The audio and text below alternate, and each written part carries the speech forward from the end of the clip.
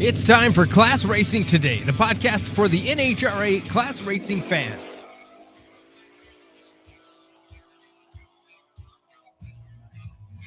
Welcome back to Class Racing Today, classracingtoday.com, classracingtoday@gmail.com. If you have any questions or comments, you can email them there. Remember, you can help support the show with your donations and your promotion of the show. If you, one of the, because we are the value for value model, meaning that if you get value out of the show, you decide what that value is, turn it into either dollars or marketing on your end or content. Share it out to your people, your groups, to get more people to listen. Classracingtoday.com. There's a donate button if you want to send monetary donations our way. That would be great, so we can continue these chats. Brian, it's been a week. How are you? We're 18 people away from hitting our 1,000 subscribers on YouTube. Well, geez, let's do it. Come on, we can do it from this episode. So subscribe YouTube. Never mind. We're now one more because for some reason on my iPad I wasn't subscribed. Oh, geez. That probably doesn't even count then. Way to go. That's funny. So yeah, if you know somebody that kind of likes racing, say, hey, like this YouTube page. That would be awesome. Yes. Or create a... No, I won't tell you to be... Holy cow, what happened? I lost myself. Yeah. I guess I won't tell you to be... Create fake YouTube accounts? Yeah, none of that. Don't... Yeah. I'm not telling you to do that. You should not do that ever. Spread the word. Everybody just share the link to Class Racing Today on YouTube, and then we'll convert more of these pipe rack guys. And absolutely. We did get Bob Hicks did make a comment on YouTube a few days ago about asking about t-shirts. If you could email us classracingtoday@gmail.com, that is the best way to get in touch with us for that. So if you would do that, that would be wonderful. And if we owe you a t-shirt and you haven't got it, shoot us a note. Yeah. We've got them. That's right.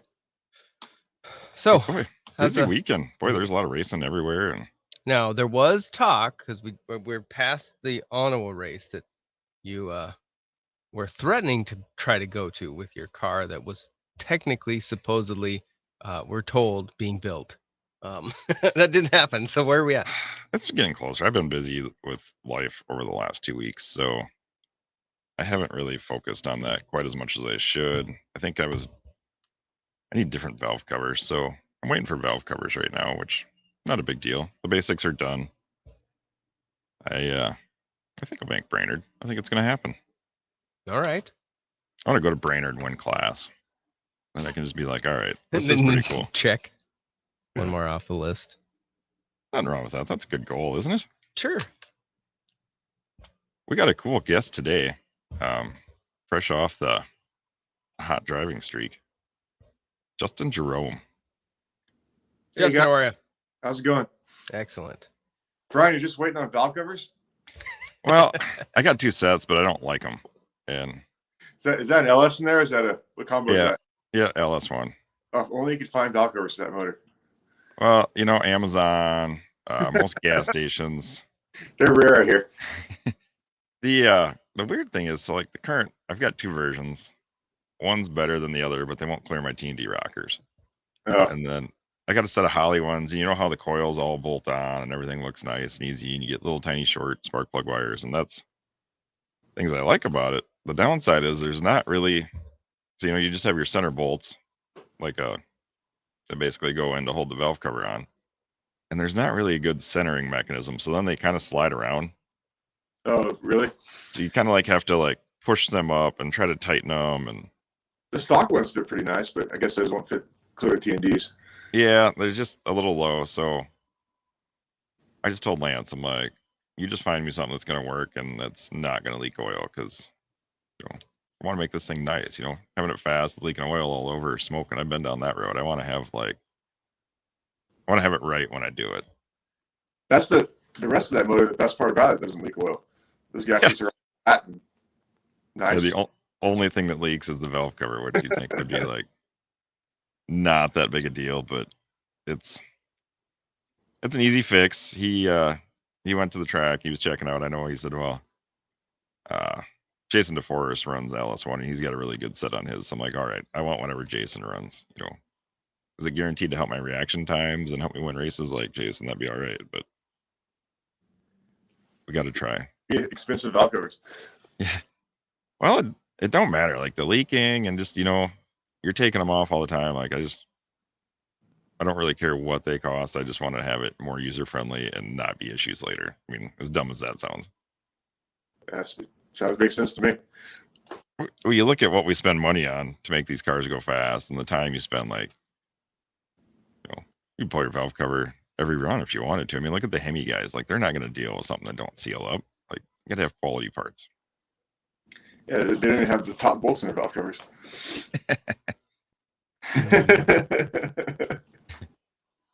So it's an easy fix. I think we're in pretty good shape once I get through that little part. So all in all, I'll call it a win. Cool. I was there's even a race coming up. There's just a local like bracket deal the weekend before Brainerd. So I might even actually get to like run down the track and do a little sorting out before you roll into the national event. That'd be all right. I'd love to go to Brainerd. Never been, but it'd be fun to go. It's a really neat place. Like we went there for just our MCR races and, you know, the divisionals and that stuff. But last year going for the national event for the first time, I'm like, this is really cool. I like it. So willing to try again. Cool. But yeah, we had a busy weekend. I got to back up. I'm going to catch up on the MCR races quick. So Brainerd 2 weeks ago, Saturday got rained out. They split it up between I think they made it down to 15 cars and they split the pot. So I was did that. Sunday, we got Doug Engels over Chris Knutson at Brainerd 2 weeks ago. So congratulations, Doug. This weekend they were in Ottawa. So they ended up racing 8th mile. They had an issue with something on the track. I think it was they're doing a lot of work, but they didn't quite have the guardrails done or the return road coming back. So it just wasn't safe. So they decided to run that at 8th mile. Next year, they're like, it will be quarter mile. Travis Negebauer was over Tony Henderson on Saturday. So congratulations, Travis. And then Sunday, Travis Negebauer made the final again. Sam Roland, who drives one of my Nemesis cars that I'd like to be able to beat someday. He runs what is it? I think it's like a 13 Challenger, you know, that really soft Mopar combination that everybody's running now. Those things are bad fast. It's not a factory stock car. It's the automatic. Yeah. Those things are pretty they're factored pretty light, but that'll fix itself. Hopefully, eventually. Everybody's so good at protecting it now. It's hard to. Yeah. It takes a while for it to equal out. Yeah, it'll come. Compared to your car, you've got a lot of guys running your car. Yeah, that thing's been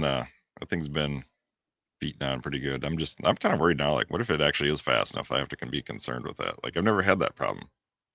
You know, my heads up tune was literally my bracket tune. Your combo though, there's enough guys running that aren't that fast. Yeah, I guess that'll be good. Like, I've been that guy long enough now. Maybe I can be the guy that is on the other side. So I'm going to go to. I think your factor is pretty fair right now. I think, in my opinion. I'd say it's a little heavy, but come on. No, us Mopar guys, we have ours are all heavy. So we had Brainerd, not Brainerd, Denver. So in Denver, in stock, we had Jason Storley versus John Breimer. Breimer won. And super stock, Tyler Wodarczyk over E. Jenkins. I think it was Brad Jenkins. I'm not sure. If somebody knows that, they can correct me, but I was jotting down notes. But John Breimer, it was his 5th national event. So congratulations. Where else did we race? National Trail got rained out. We had the Class Racer Nationals this weekend. So that was awesome. Thanks, Ken, for putting that on. Looks like they had a really good turnout. A lot of prizes, you know, best winning package or best losing package, all that stuff. I mean, he did a really good job at doing that. I think next year that's going to be on my list of races to go to. He did a really good job. We had Allison Dahl over Bubba Linke on Saturday. So that was a cool race. Sunday, we had Dean Mavry over Eric Campolito, which we've had Eric on the show. He's a good kid too. So congrats on a good turnout there, and congratulations to the winners. Then I'm sure I'm missing a race, but what else was going on? National Trail? Was that this? The Jag Sports Nationals got rained out. I think he got him other than our race, but Sonoma, let's talk about that. How about Jody Lang, national event number 31? Jody's a scary guy to race, man. Like, he's just an animal. You wish you could dial your car for you. Yeah. I'll bet you could probably just go buy one of those cars and throw the parts and be like, Jody, what's this going to run? And I think he just knows. It must be like, do you think he has a magic 8-ball? It's consistent as that. There's only 4 answers that thing's going to run. Sometimes when you race him, you think you put your number on your window, you look at his face kind of like, is he laughing at me? Jody, do you just want to dial my car? Like, can you go ahead and put a number on my window for me, Jody? That'd be great. Yeah. He's like the Babe Ruth, like just points to the outfield, like, oh, I'm going to run. I'm going to be 17, go dead on 1. Nothing you can do about it. But, I think that's racing the final went, wasn't it? It was close like that. With him and Kyle. It was close. I think the margin was like a 1,000 margin or something. Yeah, he's a beast. I would like to follow him around for an event and take notes and see if any of that would possibly stick in my head, which probably wouldn't because I'm kind of dense like that, but that's all right. He was pitted right next to us in Sonoma. Our whole pit. I was pitted next to Brian Phillips, who ran it up to me, and Jody was pitted next to Brian also. So our whole pretty cool. It's pretty cool. A lot of buzz in the atmosphere then. Yeah. Well, then we got your race. I mean, holy cow. Greg Luniak, that dude was on fire. He was chopping the tree down big time. I mean, he was, 17, 15, 5, 008, 007. Like Bond? Yeah. And then you took him out. Why don't you walk us through that? Well, he went red to me, thankfully. I had a decent fight that race, but I second guessed it. You take off, and I saw my rail light on first, and I go, "Is my rail light on? Shoot!" Then I go, "I better double check that because I was going to run it out as a time trial, for the final." So I look at my scoreboard, and the light's on. I was like, "Better check it one more time, make sure before I do anything stupid." I was shocked. Lucky round. You still like we were talking about before this, you still have to be able to, luck presents itself, but you still have to be able to capitalize on it. Like there's enough guys handed a lot of luck that still don't quite follow up with it the best. So congratulations on that. We had a big tailwind that round too. The wind was picking up a lot the last couple of rounds of that race. I think I was dialed a 99 and went a 96 on 99. I ran it out to sea, but what was the turnout out there? I think it was 36 cars. Pretty light. They took the points race away, so it's kind of a hard track to get to without the points race. Take toll bridges and stuff, and it's not the easiest drive for most people. This is a pretty nice facility, though. Yeah, this facility is awesome. They were doing a lot of work on it. They have a nice little. They just built it. It's like a little reception hall type thing right behind the track. It's super nice. The weather's awesome. You can't ask for a better place to race. What's the air like at that track? The barometer usually hangs around high 2980s. The altitude is like 100 feet. The worst altitude, the worst it gets is like 1,500 feet in the afternoon. So that's almost like running on the East Coast then. Jeez. Barometer. It's drier. It's super dry out there. You wouldn't think so out in the water, but humidity is pretty low. It's great for horsepower. Someday I'll have to go on the road and see what that's like because we're always like 99 water grains, not much barometer, 5,200, 2,500. 2,500 is good air for us. I think the grains were right around 60. Yeah. Yeah, East Coast guys, it's like cheating. It's not hard to be fast over there. It's weird, that a lot of the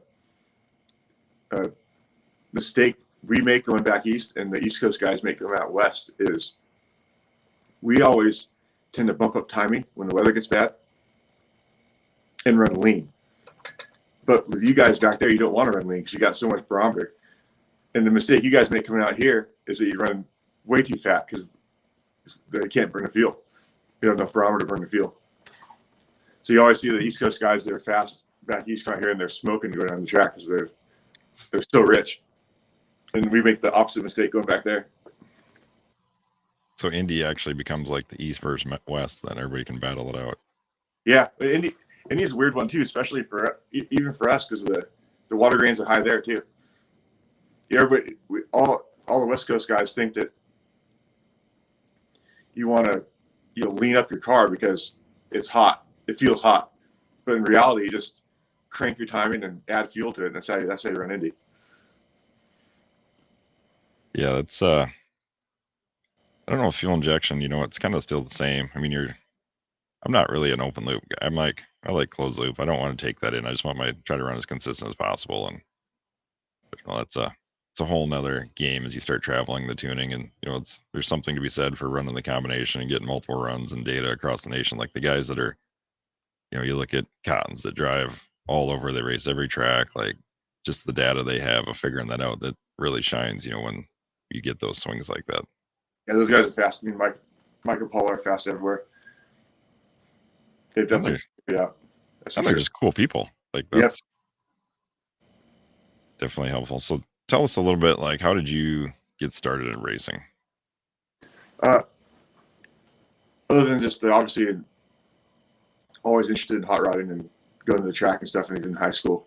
But my dad built that car in 2006, the Duster, and he raced it up until 2013, and then he bought that Max Wedge car that he drives now from Greg Liniak.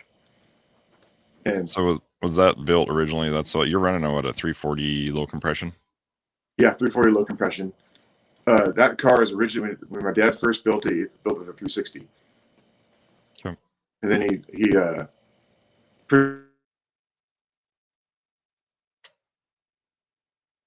Whoops. So Hold on pretty quick after he built the 360, he launched the 360, and then got a 340 bottom end from John Irving, and it's been a 340 car ever since. I ran a 360 a couple years ago. I still have a 360 as a spare. Nice. 340 combination's better. The 360 is pretty good right now. I think the 340 is, if I was going to quantify it, it's probably 500 is better. Can you run a bigger carburetor on the 340? The 360 is a bigger one. 360. That's what, like an 850 thermal? Yeah, shoot, it's probably more than that. It's a big carburetor. It's called 850. That's what they call it, but I mean, it's a big carburetor. Ford guys are all crying right now. That's the 360 carburetor. That's a great carburetor, man. And then what do you run for transmission? It's a 904 auto torque flight. It's a Pro Trans. Oh, it is Pro Trans. Yep. Yeah. Yeah, it's kind of amazing. Like, so my first introduction to drag racing was in my 68 Charger, like a Memorial Day weekend bracket deal. And then my brother has a 72 Duster that he'd raced quite a bit and kind of had figured out, and it had 727 in there. And talking to John McLaughlin, he's like, "Oh, you should do a 904," and I actually had Chuck Lofgren build me a 904 for it, and it was crazy. I mean, it picked up like a tenth and a half, 2/10. Like, it was crazy how much you just lose the reciprocating weight, how much better that actually worked. Yeah, I think the 904 is one of the best, and I think the 727 is one of the worst. As far as there's a reason if you call it a Pro Trans, how you can run it in anything. There's a reason everybody wants to run those. They're pretty trick. But so as far as like your first time, like what was your first introduction to drag racing? Well, I had the first time I ever drag raced was at LA County Raceway at Palmdale, which is no longer there, unfortunately. And it was in a 66 Dodge pickup with a 440. I had a 66 Dodge pickup with a two-wheel drive with a 440 in high school. And we were actually going up there to race. My brother had a 68 Dart. And we were going up there to race the Dart, and we were in line, and they asked me if I wanted to race the pickup, and I said, "Yeah, sure, why not?" And so was that the old school Power Wagon? It wasn't. It looked like it, but it wasn't a Power Wagon. It was the same body. It was the big headlight ring. Yep. It's a great truck. Do you remember much about that experience? Remember the first time you went down? I think it was super. I mean, obviously seeing the numbers is super fun. And then I remember you know, it was a 440 with a 294 ring gear in it. So when we went to the junkyard the next week, and I found it's a 323 out of a pickup at a junkyard, and I went back the next weekend, and it picked up like, you know, a few hundreds, and I go, man, that's all it takes, and then I was hooked after that. Would that have been like an 8 3/4 rear end in that? Yeah, same rear end as in the Duster. Those are so easy to swap gears. Like, Same as 9-inch. oh, it has to be simple. That was the thing I noticed about my Charger now. I had way too much horsepower on that thing, so it was really hard on the 8 3/4 rear end. But man, it was easy to swap gears. You know, go to the track, throw the 4, you know, paint, swap them out. 323s. Oh, we're going down the road. Easy switch. I had a grudge race with a guy with a Mustang. I had that pickup still in high school. And we had a buddy with a Mustang, and we always gave each other a hard time. And we had a grudge race at an 8th mile drag strip, local 8th mile drag strip. And my buddy had a 430 positive traction rate, and we got up in his shed up in the desert. So the night before, we drove up there and got it. Came back, swapped it in that night, and I drove to the track at like 6 o'clock in the morning, so I could go, you know, 30 miles an hour on side streets, and ended up blowing the Mustang's doors off. Of course, it's a Ford. Yeah, Well, then you were kind of hooked after that one trip, then. yeah. Then my dad, like I said, my dad got the Max Switch car from Greg, and I got to driving the Duster. Then it's with the stock Eliminator car, it's a real slippery slope. Get hooked really quick. So, how long have you been driving that car then? Since 2013. Have you had to do? Who built that car originally?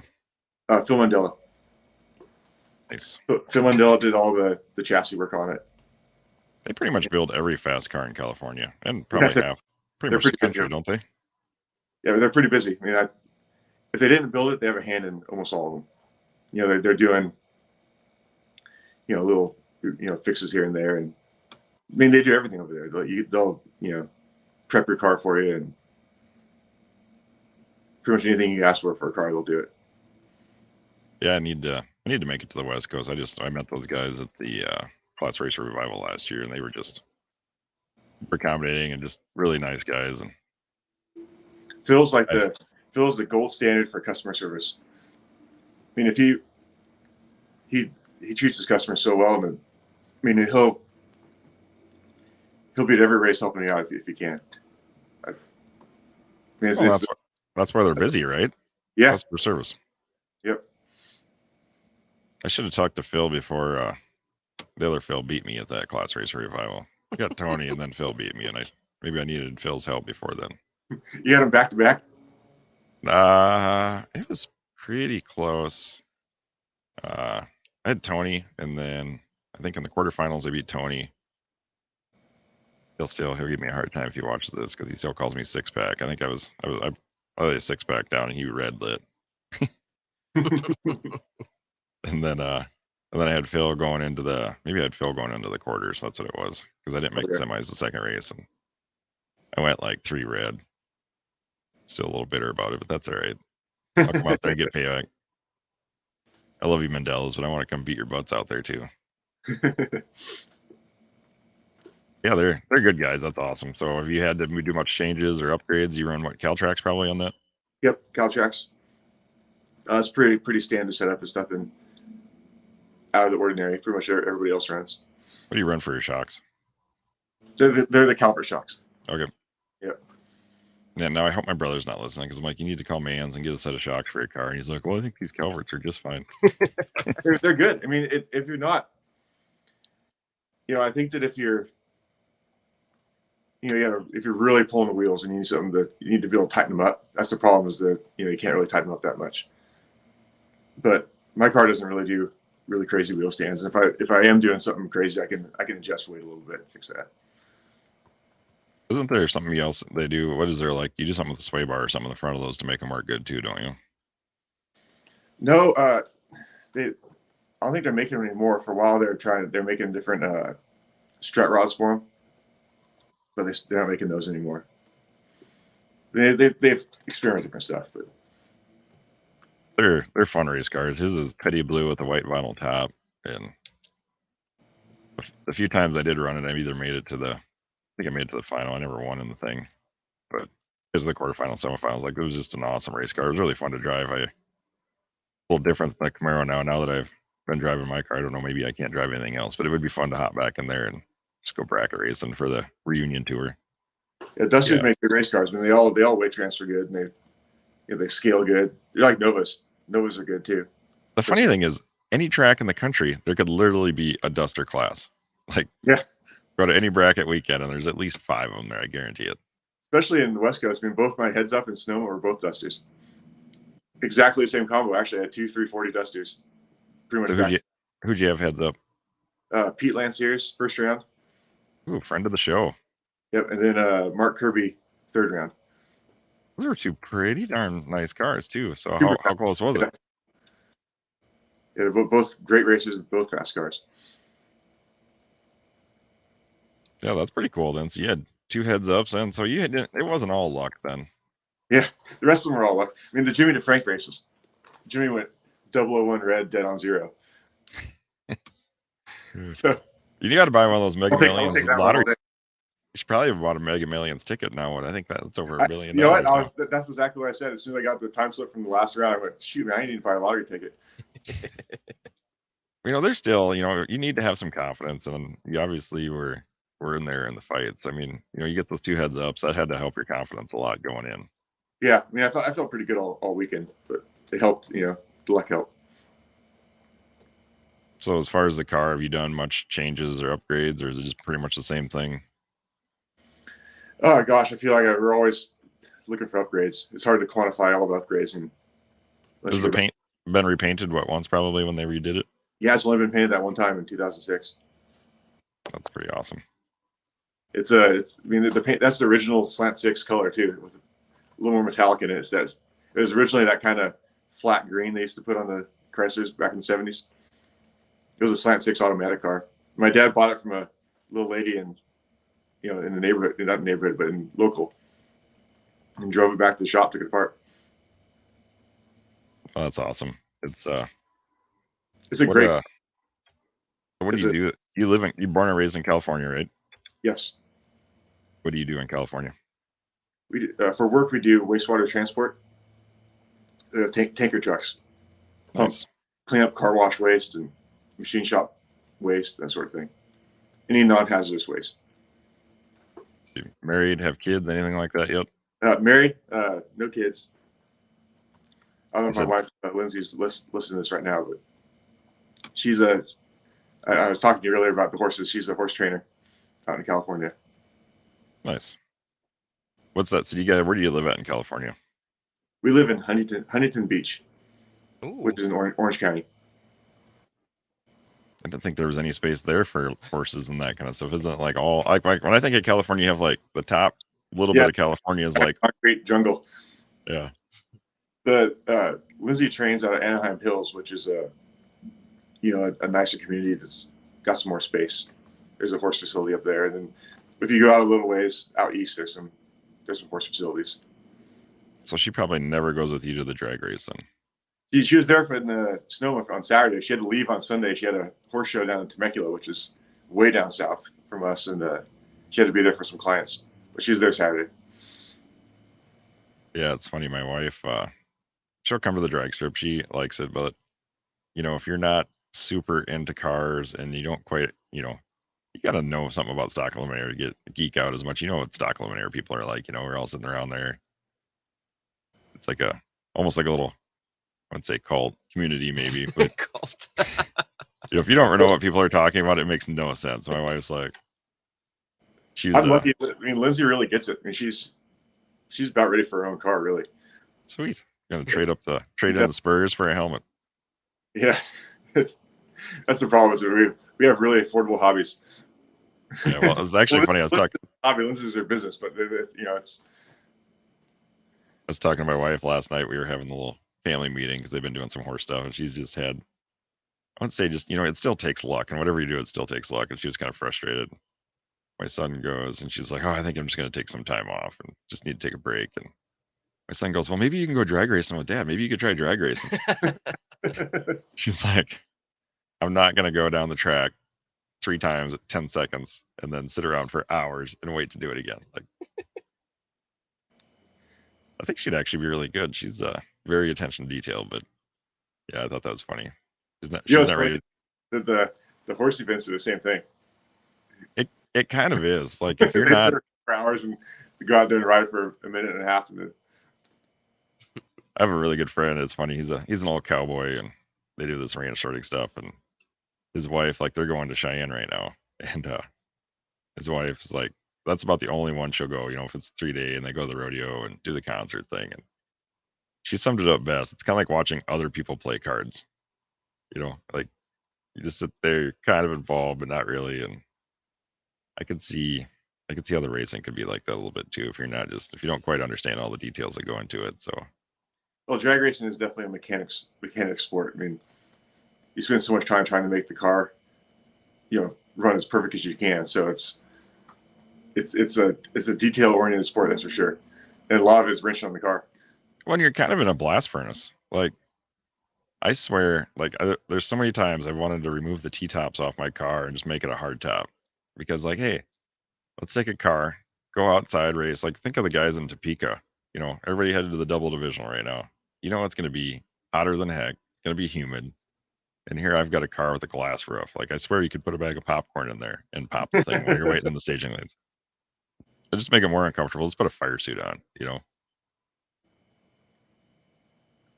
I ran a couple of years ago. Went to Tulsa with the Cottons, and man, it was hot. I think the water grams was over 100, and then it was like over 100 degrees too.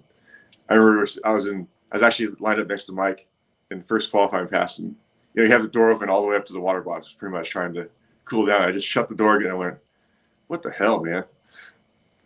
This is hot." You know, that's actually a pretty interesting thought about, you said drag racing is a mechanic sport. We've talked for a year and a half about how do you get the younger kids into it. And, a couple weeks ago with McLaughlin talking about that.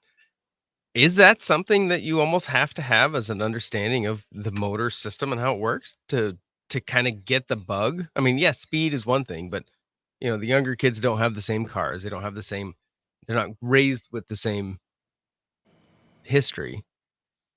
Do you need to kind of be a mechanic at some level? I think the bug comes from, if you it's hard. So many kids street race, and they all want to go see who has the fastest car in high school or whatever. But I think the bug comes from getting a number on your car. Like you go to the track and whatever car you might have, a Fox Body Mustang or something that you haven't done anything to, and you go to the track and you might run a 15-second quarter mile or something. Then you go back to your auto shop and you go, well, maybe I could put headers on it or something. So you put headers on it and go back to the track and you pick up a couple hundreds. And I think that's what starts the bug. So it kind of, I think for me anyway, that's what, and then you turn into a mechanic going, well, shoot, if headers did this much, what else could I do? Maybe I would put a lighter front tire on it, or if I, change these things. And every time you go back to the track next weekend, it picks up another couple hundreds. Mm-hmm. Then that's what starts. I think that's what starts the bug. And stock and super stock is the ultimate one, because everybody has the same rules. You know that they can't be doing anything too much different than what you're doing. How's that guy faster than me? If he's got, what could you possibly do? Yeah. So you're car park trying to figure out, what you could do within your parameters to try and go faster. And I think that's what's lost a lot on as far as I see it for the NHRA's like promotion goes for stock and super stock, is that they don't really explain that.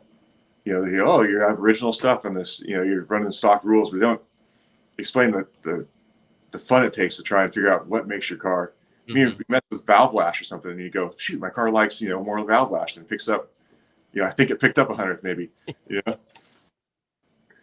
And that's I don't know if we've had that concept really talked about, but I mean there is something to that. Like, how do you introduce people to? I mean, you're pretty much hooked once you've done it. You go down the track Mm-hmm. one time, like you said, and you get that number, and if you can come back a second time, make a change, and maybe it's just mentoring these people, or I'm not gonna say get a van with candy and be like, hey kid, come with me to the track, hey, bring your car here, but right. I mean, that's kind of what we're doing, right?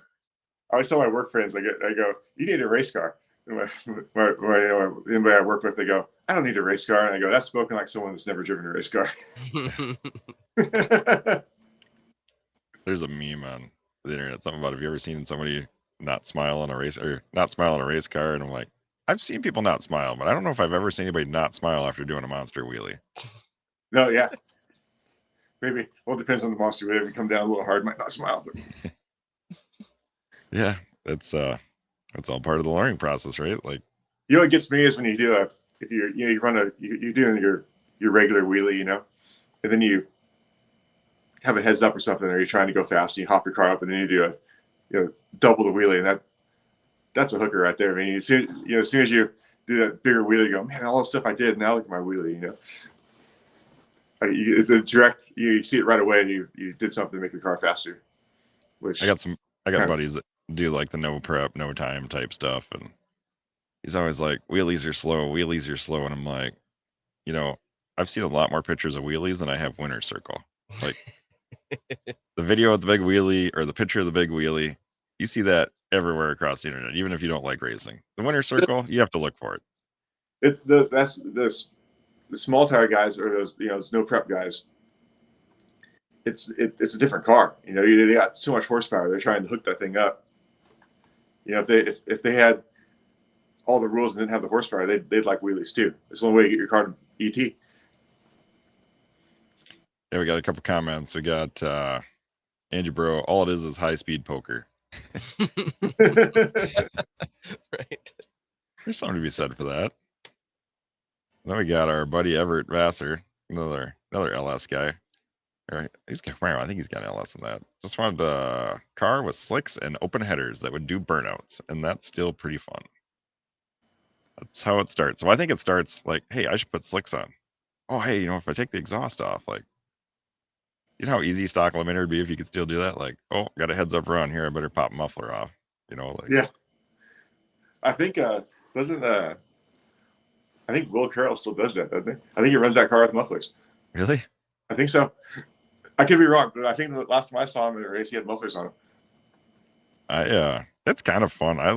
So back when I was first starting and run around the Duster, we're driving it around the street, we had just clamp on mufflers, and they were super easy to take off, but it's a little different experience without the noise, like, and hearing the other car next to you, like, it was fun just to feel the difference between the two scenarios.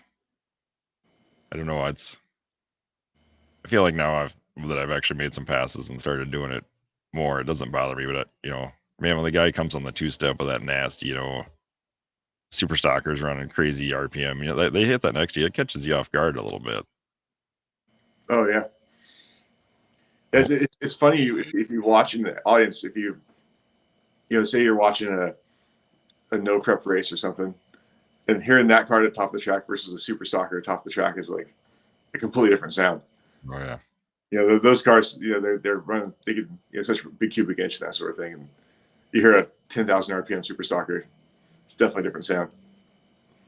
Yeah, and I think that's what, if you can get people to the track and them watch that, like, there's no doubt, like, you won't find nicer cars. It's like Fozzie always said, it's a rolling car show. Like, every walk through the lanes, and it's literally some of the nicest cars on the planet there duking it out. And like you said, if the announcers do a better job of explaining the rules and explaining some of the limitations that we're dealing with, like, people see a car going 11 seconds, they're like, well, that's slow, that's not fast. Well, they don't realize what,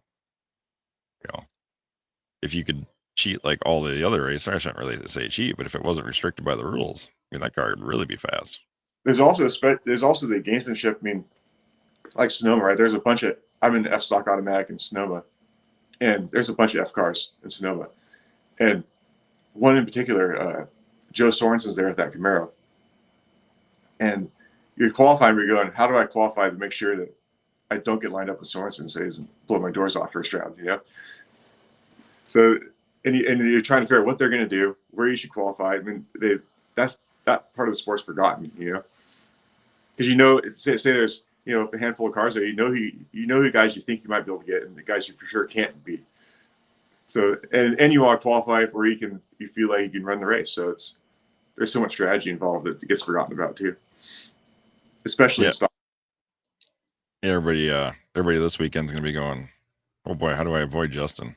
He He beat Yeah. 2 badass fast cars last weekend. We need to avoid him if we can. Of course, Sorensen's going to be at this race too, so He'd that's be like, I want that guy. It'd be fun to be in that position. Like, I need to, one of the soft combos. Like, hey, just pick who you want to take out. Like, that would be kind of cool. But I still think the pressure's on you. Then, if you're the fast guy, like everything, you kind of have it made, but everybody's gunning for you. As you get in the ragged edge, something can happen too.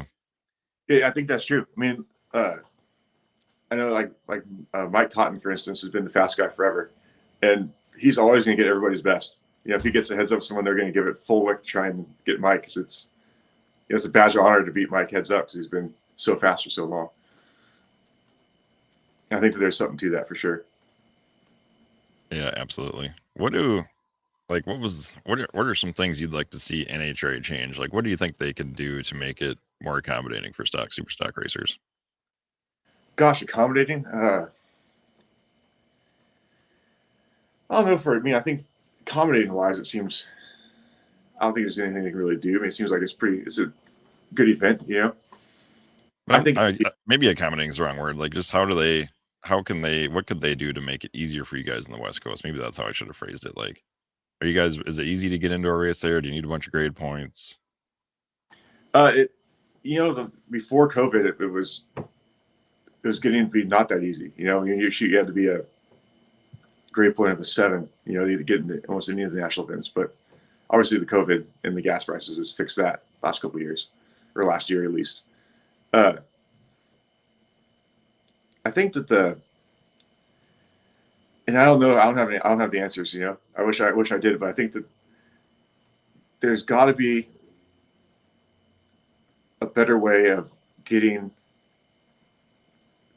I feel like Nhra promotes the monster truck fans.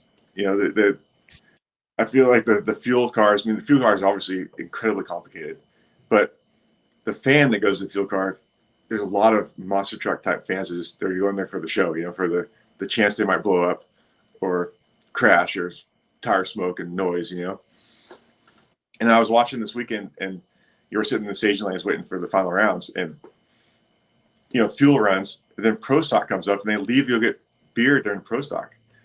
And why are they not excited about pro stock? It's just the crown jewel, I think, of the sportsman, of the class racing class.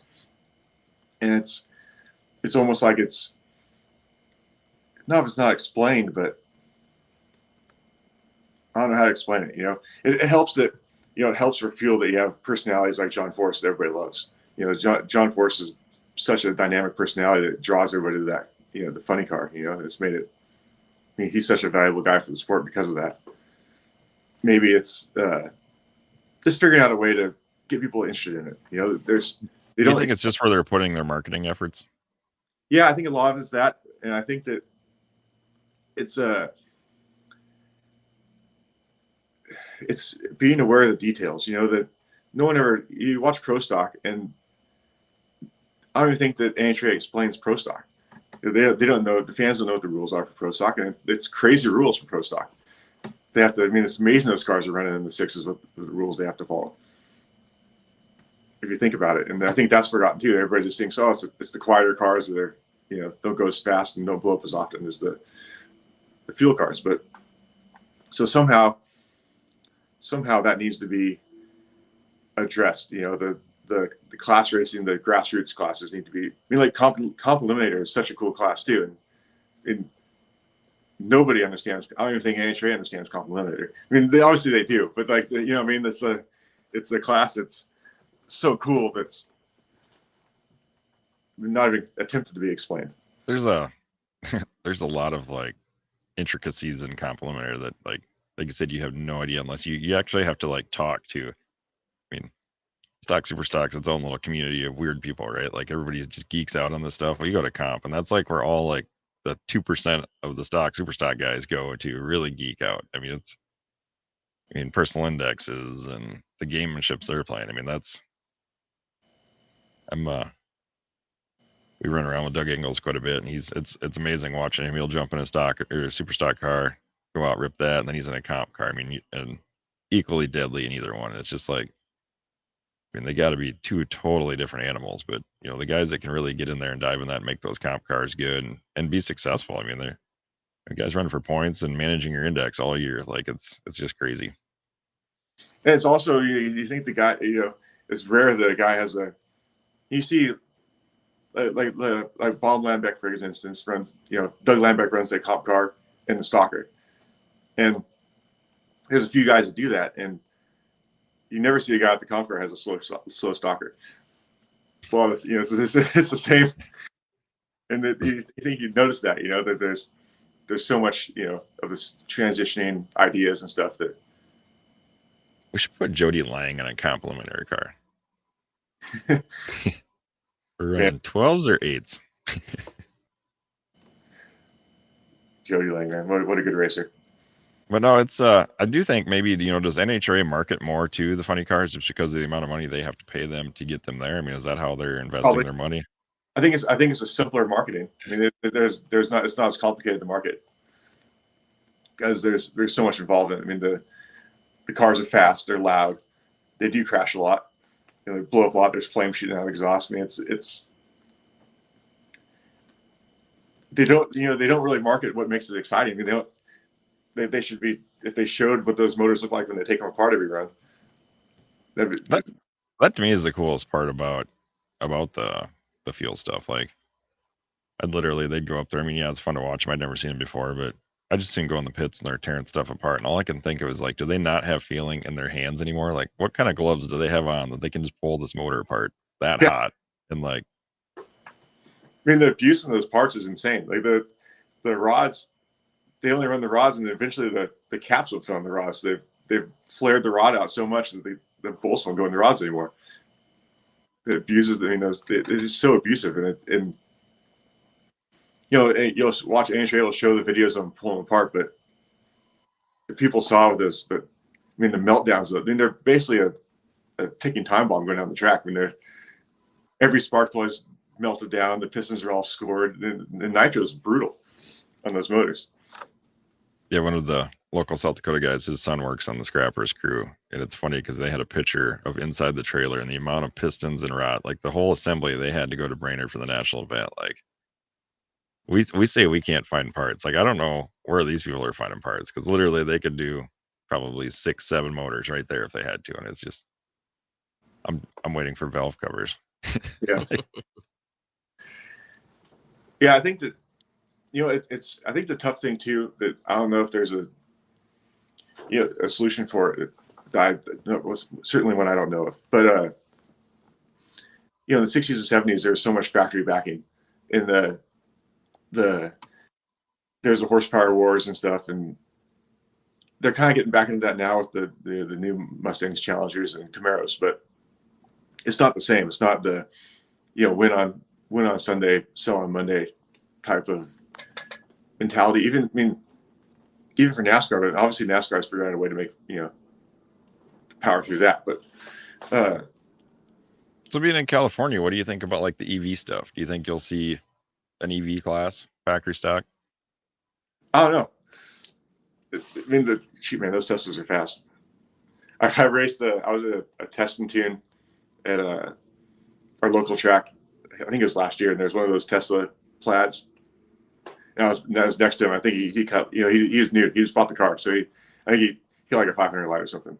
And I take off and I go. And I was kind of thinking, stupid Tesla, And I'm kind of tracking it. He must have passed me at like 150 miles an hour off the track after. I go, holy crap, man! I'm thinking with like a 1020 at like 145 miles an hour.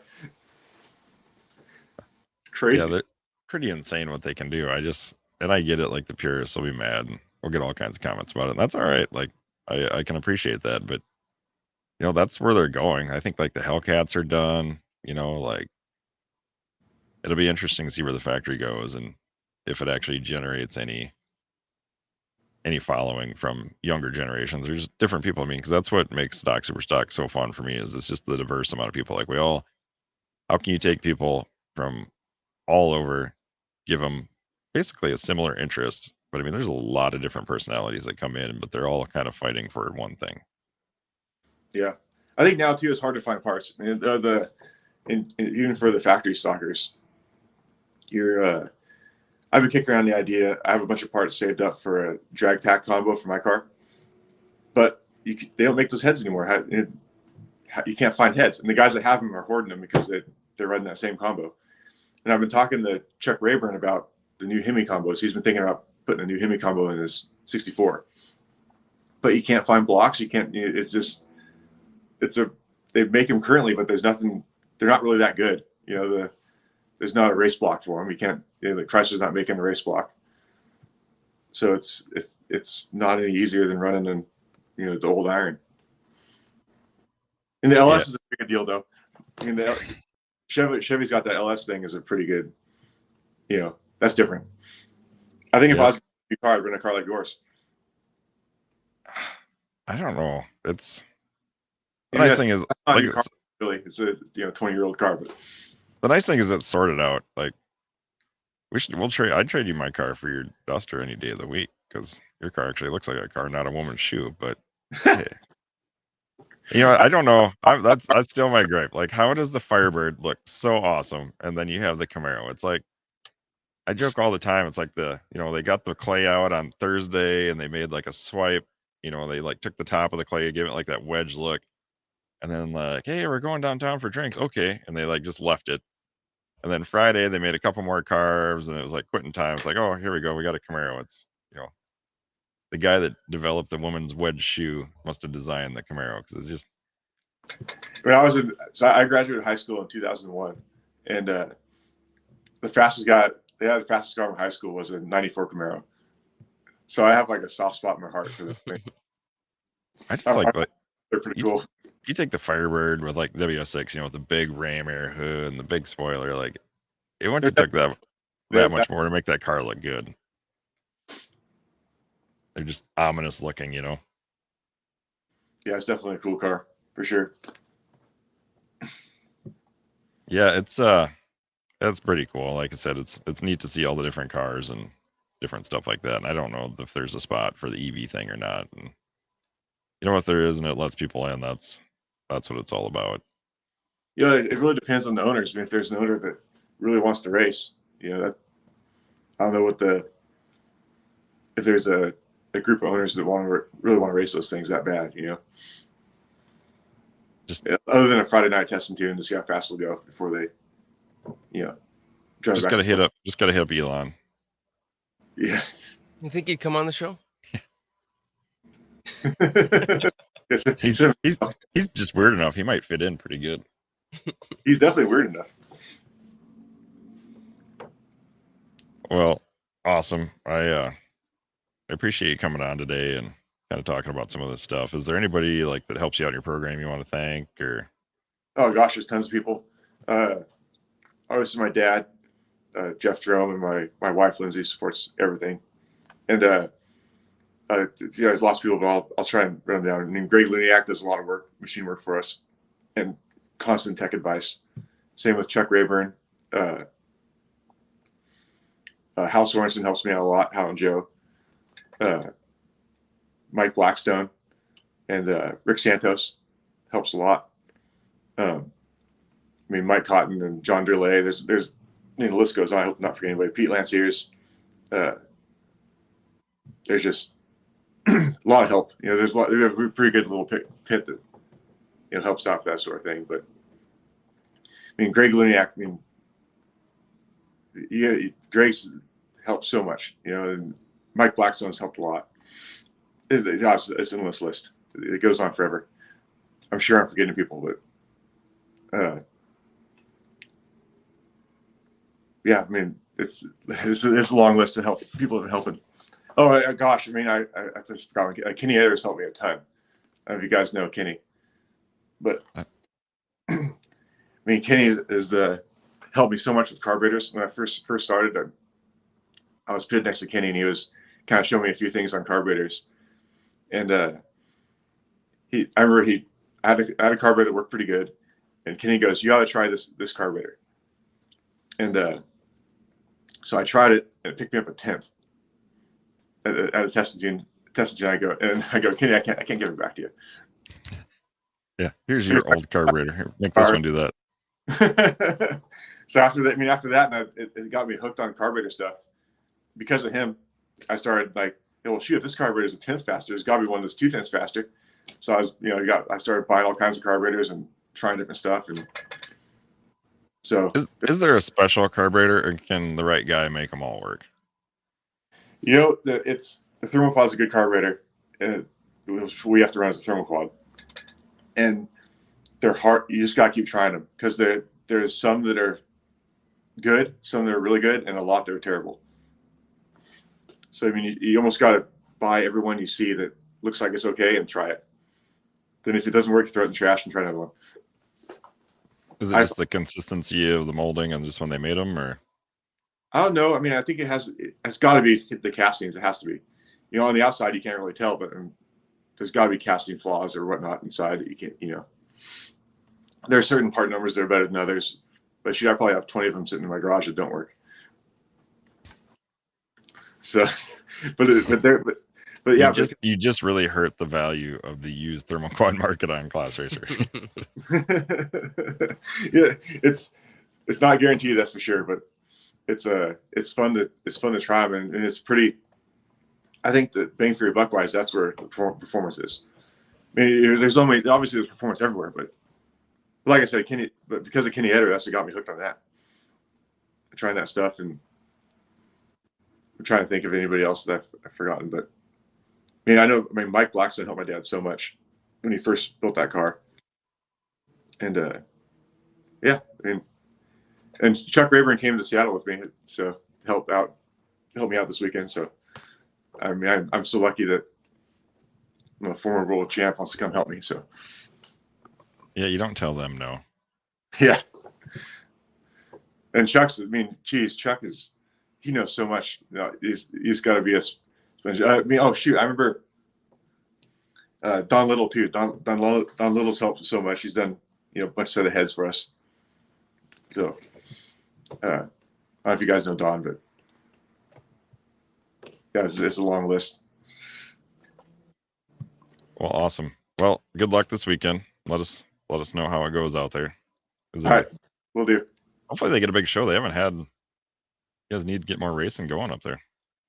Yeah, I think these two races don't have a points race next to them. The Seattle points race we finished in Woodburn, 3 weeks ago. So there's a disconnect, And Sonoma used to have a double before it, and it didn't have it this year. So there's not the incentive to go, But I hear they're supposed to get it back next year, so it should be better next year. Awesome. Good luck. Keep on the hot streak, and thank you for coming on. All right, thanks, guys. I appreciate it. No problem. Thanks, Justin. ClassRacingToday.com. Go out there and win. Be like Justin. If only Brian had a car. Thanks a lot for hanging out with us. Any last thoughts, Brian? No, it's get out there. Good luck, everybody in Topeka and everybody out in the West. Excellent. ClassRacingToday.com. If you're on YouTube, subscribe if you would, and tell more people about the show so we can get it out there more. Thanks a lot for listening. We'll see you next time. Have a wonderful day. See you later.